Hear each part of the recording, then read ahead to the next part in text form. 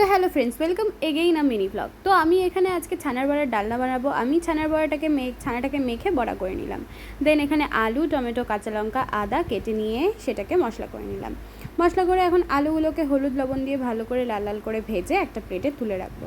তার মাঝখানে মা আবার বললো অল্প চা বানিয়ে দে। তো এখানে দেখো চাও বানিয়ে নিচ্ছি। চা বানিয়ে চা সার্ভ করে চলে গেলাম আবার রান্নার প্রসেসে। দিয়ে তেল গরম করে তাতে জিরা ফোড়ন দিয়ে নিলাম। জিরা ফোড়ন দিয়ে মশলাটা তাতে ছেড়ে দিলাম। এইখানে হচ্ছে টমেটো, আদা আর কাঁচা লঙ্কা, জিরের পেস্ট আছে। দেন ভালো করে মশলাটাকে কষালাম, হলুদ লবণ দিলাম। হলুদ লবণ দিয়ে ভালো করে মশলাটা কষিয়ে নিলাম। দেখো মশলাটা যখন তেল ছেড়ে আসছে, প্রায় মশলাটা এখন এখানে ভালো মতন কষানো হয়ে গেছে। কষানোর পর এখানে দেখো মশলাতে তেল ছেড়ে দিয়েছে। মশলাতে তেল ছাড়ার পর আমি যেইটাতে মশলা করেছিলাম মিক্সচারিতে, ওখানেই অল্প একটু জল দিয়ে সেই মশলাটা আবার দিয়ে নিলাম। দেন এখানে এখন আলু অ্যাড করে দিব, আলুগুলো যাতে ভালো করে সিদ্ধ হয়ে যায়। দেন এখানে ভালো করে আলুগুলোকে কষিয়ে নেব।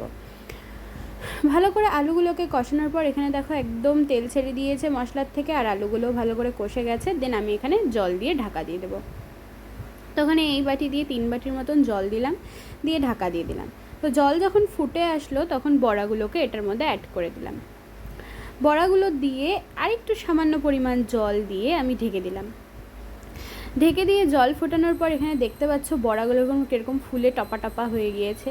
তারপর এখানে আমি নামানোর সময় গরম মশলা দিয়ে উপর থেকে গরম মশলা ছিটিয়ে নামিয়ে নিলাম। আজকে ঘি দিইনি, এখানে গরম মশলা দিয়ে ছিটিয়ে নামিয়ে নিলাম। এই ছিল আজকের রেসিপি, খুব ইজি আর নিরামিষ করে, যেহেতু ছট পূজা নিরামিষ চলছে।